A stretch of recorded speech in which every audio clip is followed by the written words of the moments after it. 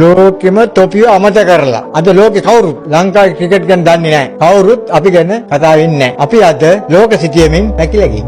ඒකට වග කියන්න ඕනි තොපි යකෝ. මම තොපිට දෙන අවසාන අවවාදේ. තොපි හිතාගෙන ඉන්නේ මේක තවත් එක ටූර්නමන්ට් එකක් කියලා. වෙන්නේ නැති. හැබැයි මේක ලෝක කුසලායි. තොපි පිට්ටෙන්ට බහින්න ඕනි. මැරෙන්න බලන්න. තොපි අතින් අතෑරෙන්නේ බෝලයක් නෙවෙයි. මේ රටේ අවසාන බලාපොරොත්තුව. තොපිට මේ රට ගැන දැක්කුමක් නැත්තම් අර අහිංසක මිනිස්සුන්ගේ කඳුළු පේන්නේ නැත්තම් ඔය අන්තිම ගලවලා දාලා ගෙදර ඵලයක්. අපිට ඕනි සල්ලි වලට සෙල්ලම් කරන මැෂින් නෙවෙයි. රට වෙනුවෙන් පපුව දෙන කොල්ලෝ ටික. ගින් ගහපල්ලා. හැබැයි මතක තියාගන්න. තොපි ගහන්නේ බෝල්ට නෙවෙයි. මිලියන 22කින් අද ගැස්මට. බලපල්ලා මගේ දිහා. මට දැන් හරියට ඇවිද ගන්න බෑ. හැබැයි තොපි පිට්ටනිය මැද කරන විකාර. දැක්කම මගේ ලී පත් වෙන යකෝ. රටේ තත්ත්වය බලපල්ලා. අද අපේ රටේ මිනිස්සුන්ට කන්න බොන්න නැහැ. ප්‍රශ්න කෝටියයි. ඒ මිනිස්සුන්ට තියෙන එකම සැනසීම තොපි දිනන එක විතරයි. තොපි පෙරදෙන හැම පාරකම ඒ මිනිස්සු තවත් අගාධයට යන යකෝ අභිමානිකෝ. ඉස්සර අපේ කොල්ලෝ පිට්ටනියට බැස්සේ ඉන්නියෝ වගේ. අද තොපි යන්නේ අවද ඉවර වෙලා ගෙදර ඇයිද කියලා බයි. ගෑණි බලන්න.